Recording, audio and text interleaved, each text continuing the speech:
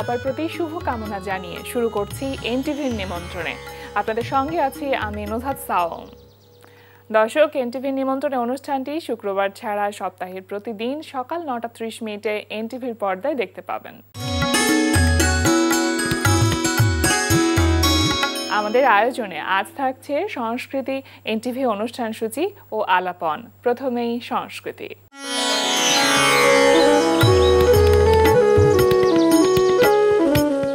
ধানমন্ডি লালমাটিয়ার কলাকেন্দ্রে অনুষ্ঠিত হচ্ছে শিল্পী শিশির ভট্টাচার্যের রেখাচিত্র প্রদর্শনী।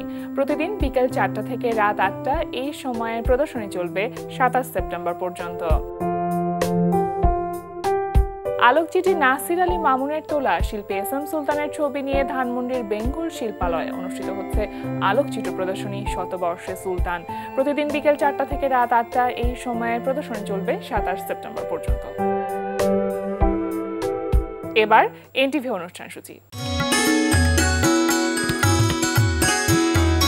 এবার জানিয়ে দিচ্ছি এনটিভির আজ রাতের বিশেষ বিশেষ অনুষ্ঠানগুলির সময়সূচি।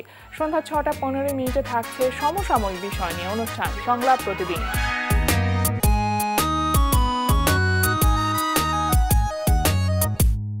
সন্ধ্যা ৬টা ৪৫ থাকছে খেলাধুলা বিষয়ক অনুষ্ঠান গ্যালারি।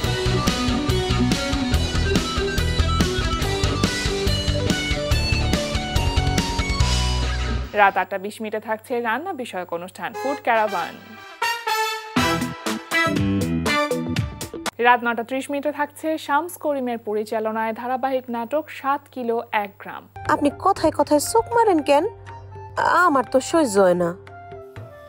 ও না, একটা দীর্ঘ সময় আসলে মরুর দেশে থাকছি তো, যখন তখন বালি উড়ে এসে চোখে পড়ে, তো একবার চোখ খোলা রাখতে হয়, বারবার চোখ বন্ধ করতে হয়, এরকম ওই অভ্যাসটা রয়ে গেছে আর কি, আর কিছুই না। আচ্ছা, ভালো কথা, তোমার নামই তো জানা হইলো না, নামটা কি? লেকচারি বেগম। ও আচ্ছা আচ্ছা, মাশাআল্লাহ, খুব সুন্দর নাম। তো কোন কলেজের লেকচারার? রাত ১১টা ৩০ সরাসরি সম্প্রচার হবে টক শো এই সময়।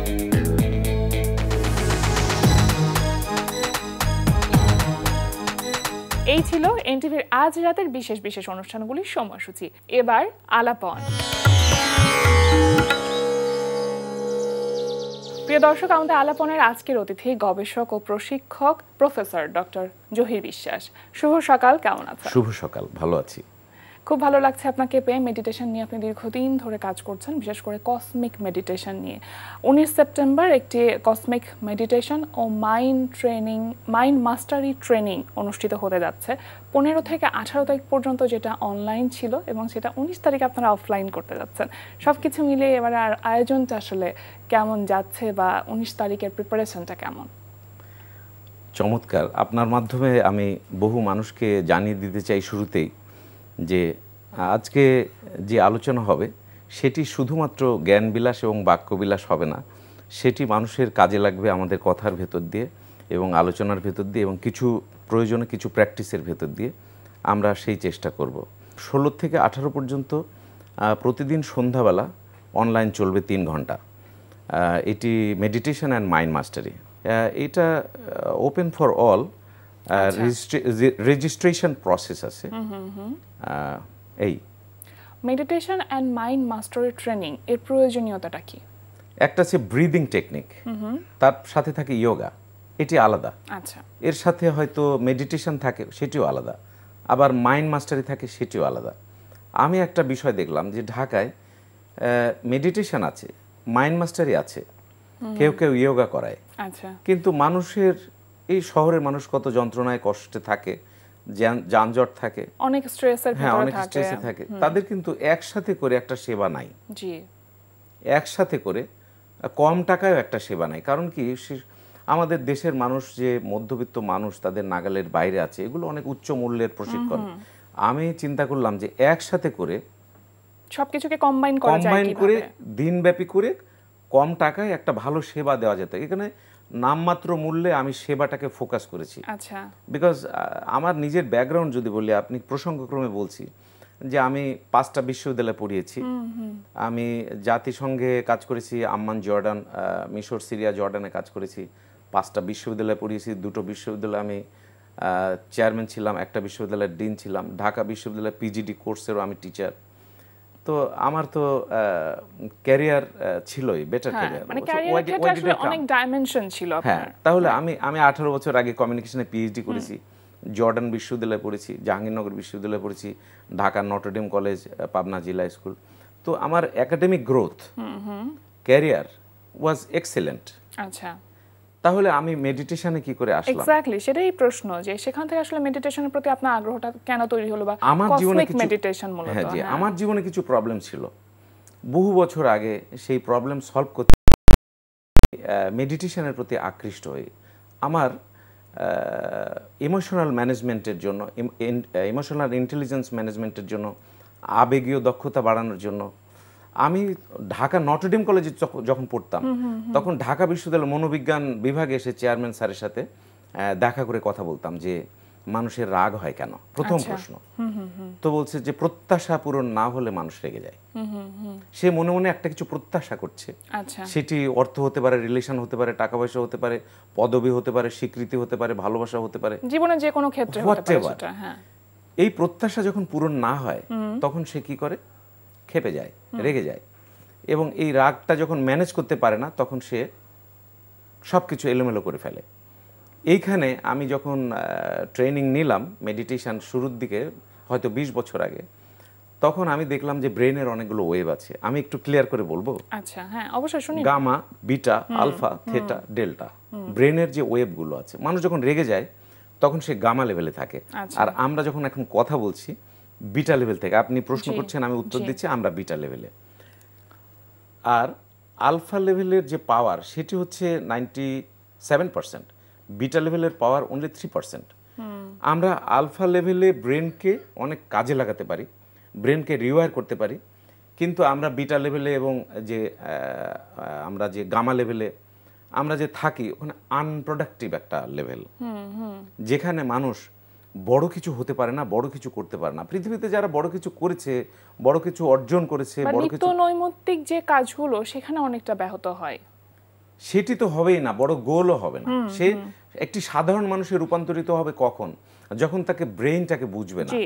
তো আমি ডক্টর জহির কসমিক মেডিটেশনের এই প্রসঙ্গে যদি বলি, আমি পৃথিবীর শ্রেষ্ঠ 12টা ধারায় মেডিটেশন প্র্যাকটিক্যালি এক্সপিরিয়েন্স করেছি। রাইট, আমি একটু জানতে চাইবো যে ডক্টর জহির কসমিক মেডিটেশন, এটা আপনি ঠিক কবে থেকে শুরু করলেন? কারণ মেডিটেশনটা তো আপনি আপনার লাইফের প্রবলেম সলভ করতে গিয়ে শুরু করেছিলেন, কিন্তু একটা যে সেন্টার করা যায় সেই ভাবনাটা কিভাবে আসলো? এটি আমি যখন 89 সালে ঢাকা নটরডেম কলেজ থেকে যখন আমি বেরোচ্ছিলাম, তখন দিল্লি থেকে একজন ট্রেনার এসে মনসংযোগ শেখায়। এরপরে 20 বছর আগে আমি মেডিটেশনের ট্রেনিং করি। এরপরে বিভিন্ন ধারায় যখন মেডিটেশন করি তখন দেখি যে ভিপাসানা মেডিটেশনের একটা শক্তি, তারপরে হচ্ছে যে হয়তো কোয়ান্টাম মেডিটেশনের একটা শক্তি, তারপরে হচ্ছে যে ট্রান্সেন্ডেন্টাল মেডিটেশনের একটা শক্তি, হাওয়াইয়ান মেডিটেশনের আর একটা শক্তি, আচ্ছা। সুফি মেডিটেশনের আর একটা শক্তি। এই যে এত ধারায় যে মেডিটেশন, এক একটা মেডিটেশনের এক একটা শক্তি। What I did as a researcher আমি যেটা করেছি, এই শক্তির জায়গাগুলোকে ধরে ধরে এক জায়গায় করে কম্বাইন্ড একটি ডিসকভারি, এটি একটি ইনভেনশন। দীর্ঘ গবেষণার ফলে আমার 20 বছরের জার্নি, এটি নীরব। আমার কলিগরাও জানতেন না যে আমি এই কাজটি করি, অনেকে হতবাক। এটা আমি কেন করলাম, একটা সিক্রেট বলি আগে, একটা মাইন্ড টেকনিক বলি, তাহলে বোঝা যাবে আমি কেন এটা সিক্রেট রেখেছিলাম। আপনি যখন কোনো বিগ গোল আপনি যখন শেয়ার করবেন মানুষের সাথে, সেটি একটি দুর্ঘটনা ঘটে। মানুষ যখন একটা গোল তৈরি করে, সেটি তার মনের ভিতরে একটা ভর্টেক্স তৈরি হয়, অর্থাৎ একটা ঘূর্ণিঝড়, একটা সাইক্লোন এরকম করে ঘুরে দেখবেন একটা কেন্দ্রে একটা শক্তি তৈরি হয়, একটা বলয়, শক্তি বলয়। এটিকে বলে ভর্টেক্স ইংরেজিতে। আসলে একটা শক্তির বলয়। আপনি যখন মন থেকে কিছু চান, এই শক্তি বলয় তৈরি হয়। যখন আপনি কাউকে বলেন তখন ব্রেন থেকে ডোপামিন হরমোন তৈরি হয় এবং সে মজা পেয়ে যায়, তখন ওই কাজের প্রতি আগ্রহ হারিয়ে ফেলে। কারণ ওই কাজ করলে যে আনন্দ পেত, বলার কারণে ওই ব্রেন বুঝে যে সেই আনন্দ পেয়ে গেছে, তখন ওই কাজের ব্যাপারে ব্রেন তাকে আর তাড়না দেয় না। এই কারণে মানুষ যদি তার স্বপ্নের কথা বিভিন্ন জায়গায় শেয়ার করে ফেলে, তখন সেই স্বপ্ন আর পূরণ হয় না। এটি সায়েন্টিফিক, এটি কোয়ান্টাম ফিজিক্স। কিভাবে এনার্জি, ফ্রিকোয়েন্সি, ভাইব্রেশন, এই কোয়ান্টাম লেভেলে আপনার এই যে মনের যে এনার্জিটা, ইথারিক হয় এবং ওইটা আবার ফেরত আসে। তো আমি what I did, I kept it secret. Okay. এটি একটি মাইন্ড টেকনিক, আমি সিক্রেট রেখেছি এবং আমি লং জার্নি করেছি। এই করার পরে আমি গবেষণা করার পরে আমি দুটো বই আমার সামনে আসছে, একটি ম্যাগনেটিক মাইন্ড আর একটি হচ্ছে যে ডক্টর জহির কসমিক মেডিটেশন। আমি যেহেতু এই মেডিটেশনগুলোর সকল ধারার জিস্ট নিয়ে, যেমন চ্যাট জিপিটি একটা modern version of modern technology, এই মেডিটেশনটাও তাই। এই জন্য এখানে ইয়োগা আছে, ব্রিদিং আছে, মেডিটেশন আছে এবং সকল ধারার শ্রেষ্ঠ শক্তিগুলোর নির্যাস আছে। এই জন্য এটার একটা ব্র্যান্ড নেম দেওয়া হয়েছে ডক্টর জহির কসমিক মেডিটেশন। যেমন 1945 সালে সিলভা মেথড আবিষ্কার করেছেন কে? হোজে সিলভা, আমেরিকায়। দ্বিতীয় বিশ্বযুদ্ধের পরে উনি একজন সৈনিক ছিলেন, ওনার আর 7 রাত 6 রাত ঘুম নাই। হঠাৎ করে আমেরিকান আর্মির গোয়েন্দা বিভাগ থেকে একজন এসে বলল যে মেডিটেশনে বসো। তো বসলো, সবাই চোখ বন্ধ করেছে, হয়তো 5-7 মিনিট ধ্যান করেছে। তারপর যখন চোখ খুলেছে বলেছে কতক্ষণ ঘুমিয়েছো? কেউ বলে 3 ঘন্টা, কেউ বলে 2 ঘন্টা। আসলে কিন্তু 15 মিনিট তারা ধ্যানে ছিল। আচ্ছা। ওখানে হোজে সিলভা এগুলো জেনেছেন, এগুলো এরপরে 12 বছর অধ্যাবসায় করে ল্যাব দিয়ে গবেষণা করে তিনি Silva mind technique, Silva meditation discover করেন। আচ্ছা। এই মেডিটেশন আমাদের তো আদি। আমি একটু জানতে চাইবো যে মেডিটেশন কি আসলে সব বয়সের ছেলে মেয়েদের জন্য বা সব বয়সের মানুষের জন্য উপযুক্ত কিনা? মেডিটেশন মানুষের ভেতরে সবসময় ক্রিয়াশীল থাকে। আপনি যখন মনের গভীর স্তরে কিছু চিন্তা করেন, সেটি এক ধরনের মেডিটেশন। আপনি যখন মেডিটেটিভ লেভেলে চলে যান, আপনি নিজেই জানেন না যে কখন আপনি আলফা লেভেলে চলে যাচ্ছেন, গভীর নিমগ্ন হয়ে যাচ্ছেন যখন, তখন ব্রেন আলফা লেভেলে চলে যাচ্ছে। ওটি আসলে মেডিটেটিভ স্টেট অফ মাইন্ড। আচ্ছা। কিন্তু আপনি যখন কনশাস কম্পিটেন্ট বলে এটাকে, যে কেউ না বুঝে যখন করে তখন ওটাকে বলে আনকনশাস কম্পিটেন্ট, মানে গড গিফটেড। আর যখন কেউ বুঝে করে ওটাকে বলা হয় কনশাস কম্পিটেন্ট, মানে ট্রেইনড হয়ে সে ব্রেনকে কাজে লাগাচ্ছে। আসলে সব ব্রেনের খেলা। কিরকম যে একজন গরিব আছে, আমি মাইন্ড ট্রেনিং এর মাধ্যমে বললাম টাকার কিন্তু ফ্রিকোয়েন্সি আছে। কিরকম? টাকার আছে এনার্জি, ফ্রিকোয়েন্সি, ভাইব্রেশন। ধরুন এই যে এই বস্তুটি দেখছেন বা এই গ্লাস দেখছেন, মগ দেখছেন, এই চশমা দেখছেন, এটিকে ভাঙলে কি পাওয়া যাবে? এটিকে ভাঙলে পাবেন ইলেকট্রন, প্রোটন, নিউট্রন। এটিকে ভাঙলে কি পাবেন? Energy, frequency, vibration. এই এনার্জি, ফ্রিকোয়েন্সি, ভাইব্রেশনকে আপনি যখন ম্যাচ করবেন, whatever you want to get, whatever you want to be, ওটার সাথে যখন ম্যাচ করবেন তখন আপনি সেটি হতে পারবেন, সেটি করতে পারবেন। তাহলে স্কুলের ছেলেমেয়েরা, হাই স্কুল, কলেজ, বিশ্ববিদ্যালয়ের ছেলেমেয়েরা যারা হার্ভার্ড বিশ্ববিদ্যালয়ে পড়তে যায়, অনেকেই যায় এবং অনেকে যেতে পারছে না। এটার রহস্যটা কি? যে যায় সে কনশাস কম্পিটেন্ট না, আনকনশাস, মানে গড গিফটেড ন্যাচারাল পদ্ধতিতে ওটা ঘটায়। তাহলে কাউকে আমি যদি ট্রেন করি যে primary school, high school, college, বিশ্ববিদ্যালয়ের ছাত্রছাত্রীকে যে তুমি এই পদ্ধতিতে যে ডিজায়ারকে দেখবে, ভিজুয়ালাইজেশন টেকনিকের মাধ্যমে, অ্যাফার্মেশন, মেলা টেকনিক আছে, visualization technique, affirmation technique, writing technique, water technique. Water has hearing power. Professor Emoto, Japanese professor, সে আবিষ্কার করেছে, সে তো পুরস্কার পেয়েছে, নোবেল পুরস্কার পেয়েছে, যে পানিকে গালি দিয়েছে 200 বার, বলেছে তুই হিটলার, তুই খুনি, তুই খারাপ, এরকম বারবার গালি দিয়েছে। I hate you, I hate you, random এই কাজ করেছে। তারপরে পানিকে চেক করেছে যন্ত্র দিয়ে, দেখে যে পানি একটা ড্রাগন, ভয়ানক, ভয় দেখানোর মতো একটা মূর্তি ধারণ করেছে পানি। It has hearing power. এবং আরেকটা পানিকে বলছে I love you, I love you, you are so good, তুমি আমার জীবন দান করো, ইত্যাদি, মানে প্রশংসা, স্তুতি। মনে করেন যে আল্লাহর 99টা নাম আছে, তাকে সন্তুষ্ট করা যায়, আল্লাহকে সন্তুষ্ট করা যায়। তো যে কাউকে যখন প্রশংসা করা যায়, এটার মূল্য অনেক। পানিকে প্রশংসা করে পানিকে আপনি পান করবেন, আপনার মধ্যে হিলিং পাওয়ার তৈরি হবে। তো এটার মানে হলো এনার্জি, ফ্রিকোয়েন্সি, ভাইব্রেশন মুখের কথা দিয়ে হয়, এটি সায়েন্টিফিক। আপনি যখন ব্রেইনের ওই লেভেলে যাবেন তখন টাকাকে আপনি অ্যাট্রাক্ট করতে পারবেন, ডিগ্রিকে আপনি অ্যাট্রাক্ট করতে পারবেন। আপনি চাচ্ছেন যে পৃথিবীর শ্রেষ্ঠ বিশ্ববিদ্যালয়ে পড়ব। আমার মেয়ের উপরে আমি আইএলস দিয়ে মাইন্ড ট্রেনিং অ্যাপ্লাই করেছি। আমার মেয়ে যখন 7-এ পড়ে, জয়ী বিশ্বাস, ওর উপরে মাইন্ড ট্রেনিং অ্যাপ্লাই করার পরে ও রিডিংয়ে, আইএলসে, মক টেস্টে 8.5 তুলেছে 7-এ থাকতে। আর আমি বিশ্ববিদ্যালয়ে পড়িয়েছি, আমি ওয়ার্ল্ড ইউনিভার্সিটিতে 6.5 বছর ইংলিশ পড়িয়েছি, এবং আমি ইংলিশ ওখানে ল্যাব টিচার ছিলাম, রিডিং, রাইটিং, স্পিকিং, লিসনিং পড়াতাম। ওরা অ্যাভারেজ ব্যান্ড পেত 5.5 থেকে 6.5। যারা খুব এক্সিলেন্ট ছিল তারা দেখা যাচ্ছে যে 5টা ব্যাচের মধ্যে একটা ব্যাচ পেলাম যে 7 পায়। মানে এই যে মেডিটেশন আপনি যে বলছিলেন যে পদ্ধতিগুলোর কথা, এটা আসলে কতদিন কন্টিনিউ করতে হয় বা কিভাবে কন্টিনিউ করতে হয়? এটি খুব দামি প্রশ্ন। Very simple. আপনি যখন টেকনিক শিখে যাবেন একটু একটু করে অ্যাপ্লাই করবেন। একটা লোক দৌড়ে আসবে, দেন 1 মাইল দৌড়ালো, এখানে আসবে, ও কতক্ষণ ধরে হাঁপাবে অকল্পনীয়। কিন্তু একটা ব্রিদিং টেকনিক যদি সে করে, আমি টেকনিকটা এখনই বলে দিচ্ছি, ভেরি ইজি। নিয়ে ধরে রাখবে, লম্বা করে নেবে। এটির মধ্যে আমি একটি দারুণ একটা ইনফরমেশন দিই। 369 বিজ্ঞানী নিকোলাস টেসলার secret code of the universe. সে 3 গুনতে গুনতে লম্বা করে নেবে, 6 গুনতে গুনতে ধরে রাখবে, 9 গুনতে গুনতে ছেড়ে দিবে। আচ্ছা, তার মাইন্ডটা মুহূর্তের মধ্যে কাম ডাউন হয়ে যাবে। তার ভিতরে যে হাঁসফাঁস, হাঁপানি, তার ভিতরে অস্থিরতা কাম ডাউন হয়ে যাবে। তাহলে একটি ব্রিদিং টেকনিক। আমার একজন বন্ধু আছে, মইনুল নাম, আমার নটরডেমের বন্ধু, ও সিনিয়র ডিস্ট্রিক্ট জাজ। তা আমার ওই বন্ধুর বাসায় আমি ওকে 12 মিনিটের একটা ব্রিদিং করিয়েছিলাম। ওর শ্বাসকষ্ট তাৎক্ষণিকভাবে রিলিজ হয়েছে, এবং ও মুখ দিয়ে নিঃশ্বাস নিচ্ছিল, নাক বন্ধ, সেটি রিলিজ হয়েছে। আমি নিজেই হতবাক। তার মানে এটা শুধুমাত্র যে মানসিকভাবে আমাদেরকে দক্ষ করে তুলছে সেটা না, শারীরিকভাবে এটা art of living, total wellbeing of life. এখানে সে ফিজিক্যালি ভালো থাকতে পারবে, রিলেশনশিপ ভালো তৈরি করতে পারবে, ওয়েলথ মাস্টারি করতে পারবে, তারপরে তার ডেইলি লাইফে বেটার ডিসিশন মেকিং করতে পারবে, বেটার ফুডের দিকে তার ঝোঁক হবে। যেমন আমরা বলি যে মৃত খাবার খাবে না, ভাজা পোড়া খাবে না, অর্ধমৃত খাবার কতগুলো আছে, আর তাজা খাবার কতগুলো আছে। যেমন আপেল, পেয়ারা, এগুলো তাজা খাবার। আর যদি হাফ বয়েলড খান, সেটি অর্ধমৃত খাবার। প্যাকেটজাত খাবার মৃত খাবার। তাহলে আপনি যদি মৃত খাবার খান, তাহলে কি হয়? তাহলে আপনার স্পিরিচুয়াল পাওয়ার কমে যায়, আপনার ব্রেনের পোটেনশিয়ালিটি কমে যায়। তো ছাত্রছাত্রীদের টোটাল ওয়েলবিংয়ের জন্য, যেমন তাদের প্রবলেম কি, তাদের প্রবলেম মনোযোগ প্রবলেম, এটি মেডিটেশন দিয়ে সম্ভব।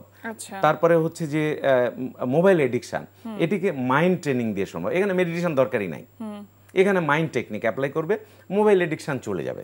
Very nice. তার মানে মেডিটেশন এবং মাইন্ড ট্রেনিং, যেটা মাইন্ড মাস্টারি ট্রেনিং, আমি জয়েন সেটা আলাদা। দুটোকে আপনি এক জায়গায় করেছেন বা কম্বাইন করেছেন। তার সাথে ব্রিদিং দিয়েছি এবং কিছু ইয়োগা দিয়েছি। ইয়োগার ব্যাপারটা কি, ধরুন আপনি বলছেন যে আপনার ধরুন রাগ আছে খুব, কিন্তু আপনি বললেন যে আমি আজকে কারোর সাথে রাখবো না, আমি আজকে খুব হাসি খুশি থাকবো, যেখানে যেমন চাবো সেখানে তেমনই ঘটবে। এই কথা আপনি বললেন অ্যাফার্মেশনের মাধ্যমে, কিন্তু ওই টাইমে বডিকে ট্যাপ করতে হবে। এটা secret technique of using the body and nerve system. যে আপনি এইসব জায়গায় যদি ট্যাপ করেন, এইসব জায়গায় যদি ট্যাপ করেন, এইসব জায়গায় যদি ট্যাপ করেন, এইসব জায়গায়, তখন total yes thank you very much, এই টোটাল বডিটা সিগন্যাল পায় যে সামথিং ইজ হ্যাপেনিং। ও তখন অ্যাওয়ার হয়ে যায়। ওই টাইমে আপনি যেটা বলবেন ওইটা ঘটবে, ও নিয়ে নিবে, নার্ভ সিস্টেমে নিয়ে নিবে। এই নার্ভ সিস্টেম কি ডেঞ্জারাস আমি আপনাকে সহজ করে বলি।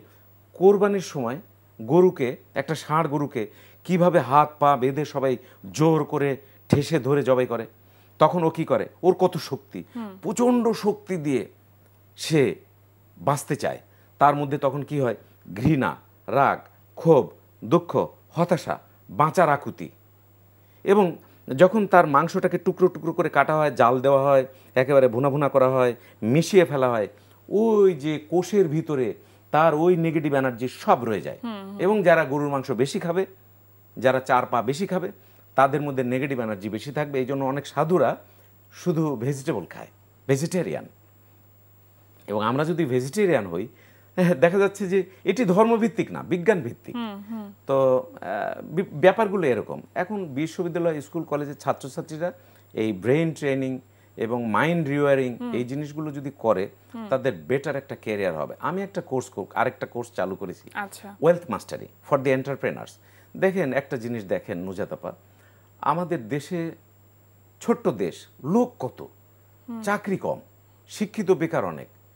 তারা যদি এই মাইন্ডটাকে তারা যদি ব্যবহার করতে পারে, একটা সিম্পল ছেলে সে নিজের পায়ে দাঁড়াতে পারে, এন্টারপ্রেনারশিপ করতে পারে। এই জন্য আমি ওয়েলথ মাস্টারি করেছি ইয়াং এন্টারপ্রেনারদের জন্য।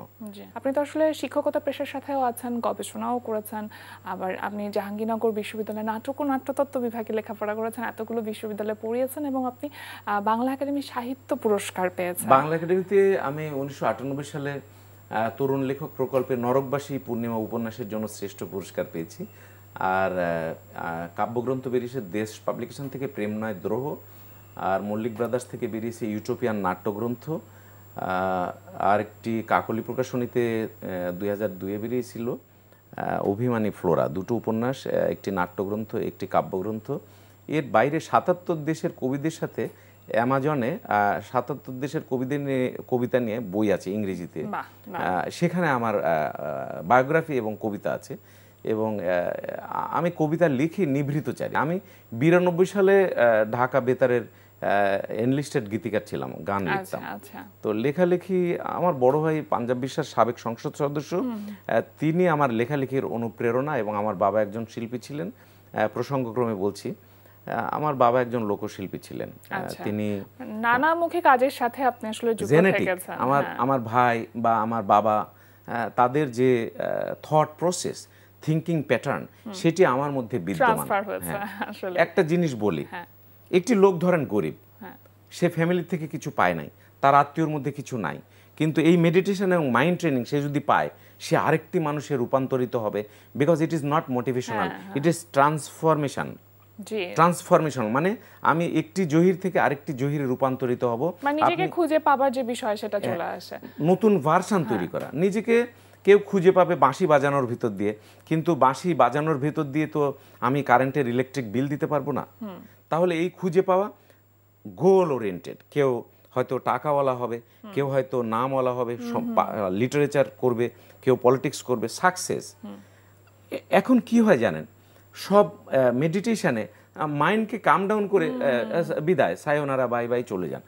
এটি আমার কষ্টের জায়গা, যে যখন আপনার মাইন্ড, গবেষণাটা তো মূলত আসলে সেখানে। এবং 19 তারিখে 19 সেপ্টেম্বর, যে 19 সেপ্টেম্বর এই মাসের শুক্রবারে 19 সেপ্টেম্বর ধানমন্ডির যে ব্রিটিশ কাউন্সিল লার্নিং সেন্টার, ওখানে যেটা হবে, সেখানে এই মেডিটেশন এবং মাইন্ড ট্রেনিং এর ভেতর দিয়ে তার ব্রেনকে রিওয়ার করে একদম তার সাবকনশিয়াস মাইন্ডের খেলা, সেখানে যেন আপনারা রেসপন্স ভালো পান, সেই প্রত্যাশা রাখলাম। আজকে আমাদের আয়োজনে আসলেন এবং অনেক কথা শেয়ার করলেন, সেজন্য আপনাকে অসংখ্য ধন্যবাদ। ভালো থাকবেন।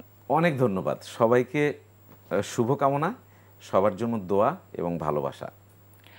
প্রিয় দর্শক, আমরা চলে এসেছি অনুষ্ঠানের শেষ প্রান্তে। অনুষ্ঠান সম্পর্কে আপনার মতামত জানাতে মেইল করুন ntvnimontrone@ntvpd.com। বিশ্বের যে কোনো প্রান্ত থেকে যে কোনো সময় এনটিভি নিমন্ত্রণে দেখতে ভিজিট করুন আমাদের পূর্ণাঙ্গ ওয়েব পোর্টাল www.ntvpd.com। এছাড়া এনটিভি সব জনপ্রিয় অনুষ্ঠান ও খবরের আপডেট পেতে ভিজিট করুন আমাদের ইউটিউব চ্যানেল ও ভেরিফাইড ফেসবুক পেজে। সবার মঙ্গল কামনায় আজকের মতো এখানেই শেষ করছি। সবাই ভালো থাকুন, সুস্থ থাকুন, সুন্দর হোক আপনার প্রতিটি মুহূর্ত।